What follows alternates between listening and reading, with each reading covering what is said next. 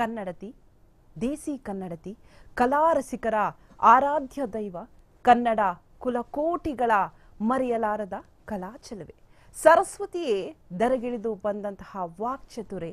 ಈ ನಟಿ ಯಾವ ಭಾಷೆಯಲ್ಲಿ ಅಭಿನಯ ಮಾಡಿಲ್ಲ ಹೇಳಿ?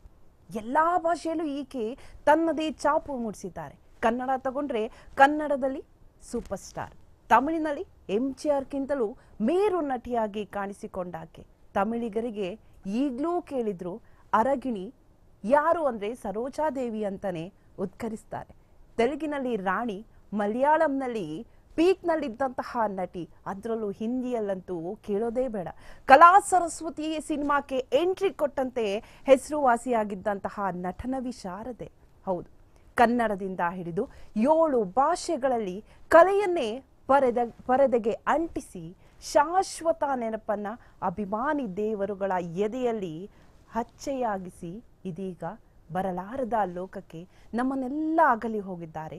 ಅವರೇ ನಮ್ಮ ಪ್ರೀತಿಯ ಕಲಾದೇವತೆ ಪಿ ಸರೋಜಾದೇವಿ. ಅಮ್ಮ, ನಿಮ್ಮ ಕಲಾ ಸೇವೆಗೆ ನಮ್ಮ ನಮೋ ನಮಃ.